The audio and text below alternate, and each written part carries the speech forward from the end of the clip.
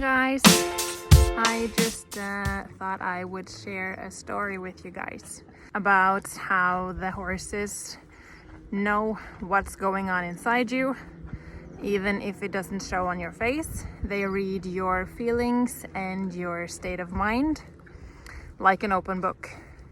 And Evert, the guy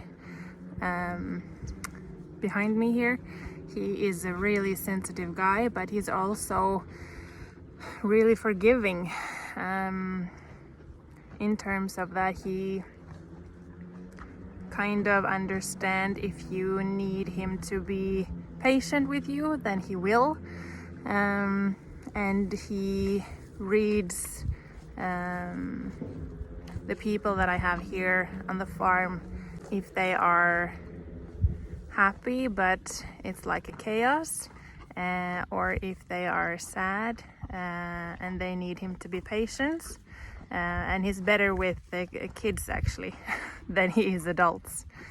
But we had a situation here for about, it was before the summer, so maybe three months ago. One of my students who is entering the horse classes, she had just lost her grandma, I think it was. So her grandmother had passed away 4 days ahead of this day when this situation happened. And she was really close with her grandmother and she was really sad. But she wasn't quite finished with her sorrow. But in her face and how she seemed fine to me. And then she was going into the field and fetch Evert. And he is this kind of horse that he doesn't move more than he needs to. So it's really, really rare that he trots or gallops in the field. But this day he actually galloped away from her.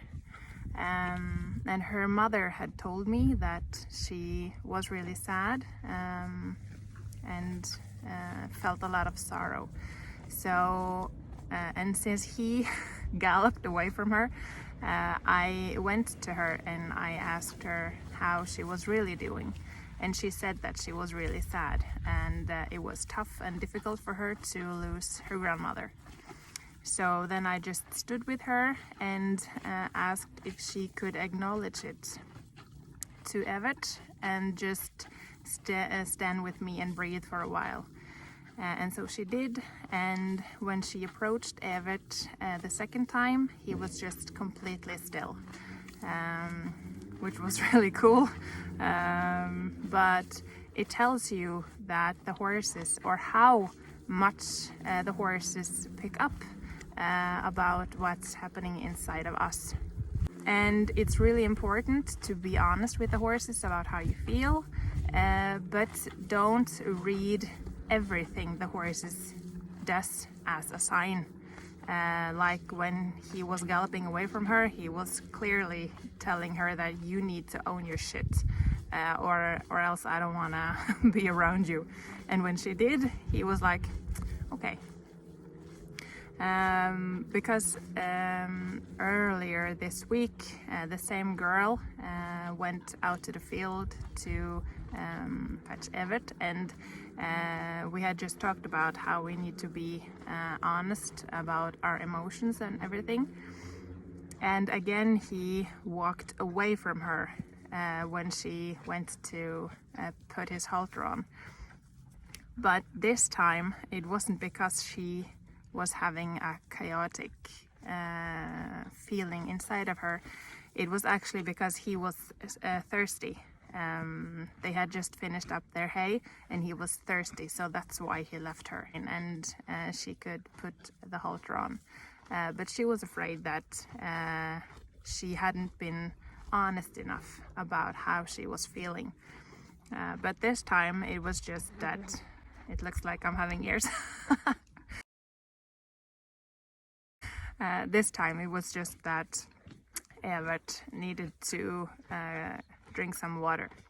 So it's important to acknowledge your feelings and be honest with your horse, but don't read everything as a sign, because they are horses.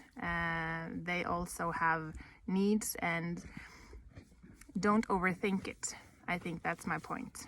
Be honest and respect your horse, and respect yourself, and respect that you will always have good days or bad days. And on the bad days, be honest, and if the horse doesn't want to be with you, then just stay 10 feet away and work out your shit, and let the horses help you. Breathe with them. So yeah, that's what I wanted to tell you. All right, I hope you enjoyed it. It would be cool if you had some similar experiences, and tell me how you worked your shit out, and how it went with you and the horse. All right, hope to see you soon.